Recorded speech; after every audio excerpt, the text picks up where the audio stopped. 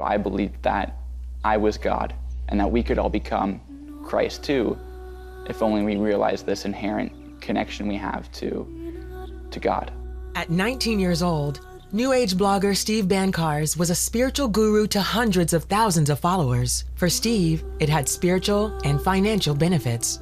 I was getting 200,000 to 300,000 views on it a day, and the income to me was an affirmation from God. I believe God was rewarding me with helping wake people up into a higher state of consciousness. It gave me a sense of power, a sense of purpose, and a sense of meaning and value, perhaps. Steve grew up in a Christian home, but as a teenager, developed a fascination for aliens, the paranormal, and psychic phenomenon. That led him to question his parents' Christian beliefs and eventually led to a full-blown obsession with New Age theology.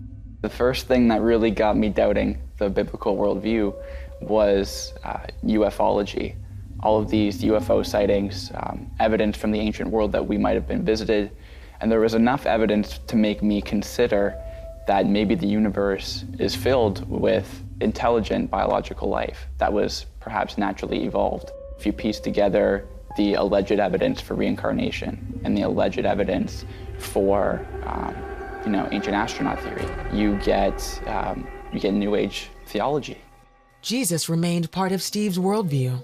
I didn't really reject him, but I didn't accept him for who he truly was. I created an idol out of Jesus to suit my own preferences, to suit myself, and to suit my sin.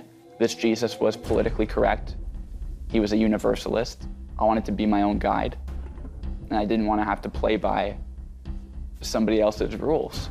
As Steve began blogging about New Age practices and supernatural phenomena, he came to enjoy his prominence and the money and vices that came with it. But it was never enough. I was a lust addict for 10 years or so. I was a really broken person. I didn't realize how broken that I truly was, but I was depraved. I was miserable. I had depression and anxiety that I was suppressing. I had all of this quote-unquote spiritual knowledge, all of this information, and it wasn't bearing any real fruit in my life. I felt like something was missing. I felt a little bit dead inside. Steve had a disturbing dream. When I opened my eyes, I was hovering 4 feet over my bed and realized that I was out of my body, and I started having a panic attack, and a being appeared in front of me, and this being had red skin with black markings on his face. It just scared me because I realized that I wasn't in control, that this stuff is more powerful than I was, that these forces were real, and that they didn't care for my well-being. They didn't need my permission. I was in their playground. Shaken by the experience, he began investigating the claims of the Bible and Jesus more closely. I would sleep with the Bible under my pillow because I knew there was something there that was authoritative, that was true, and that was secure, and that had power over anything that I was scared of. In his search for answers, Steve was drawn to stories in books and online of people who had encounters with Christ. I would watch another near-death experience where someone would go to hell. Jesus would rescue them out of hell, and they'd come back, and the fruit of their lives, they would be totally transformed, and I'd feel moved and touched. And I'd think to myself, okay, there's something real to Jesus, the Jesus of the Bible. Steve finally accepted one of his mother's many invitations to go with her to church. At the end of the service, he prayed and asked Jesus into his life, but it was more of a mental exercise than an act of faith. I just decided in my head, intellectually, that I was going to soften up to him. But I still held all the same New Age beliefs. I still believed in everything that I believed in my sin life. I wanted a little bit more of him, but I guess I still didn't want all of him. After a few days, Steve realized he couldn't ignore the truth any longer. I reached a point in my life where the brokenness was weighing on me so much that I needed to stop playing games with my life. I needed to stop playing games with God and stop playing games with Jesus. And I just decided to go outside and to just fall on my face before Jesus and just weep. I was just weeping like a baby. I was submitting, I was repenting, I was tired, I was sorry, I was broken, and I couldn't do this alone anymore. And I was crying out for him. I wanted him. In that moment, Steve had an experience with Christ of his own. I could feel that he was Lord over me, and he was Lord over all creation.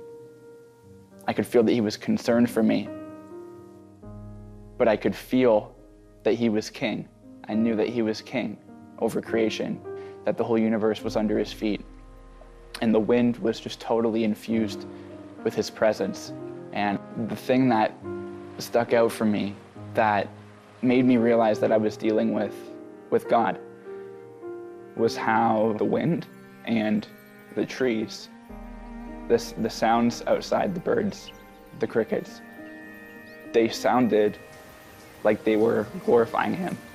Like he was there with me, and they were acknowledging that somehow. Like,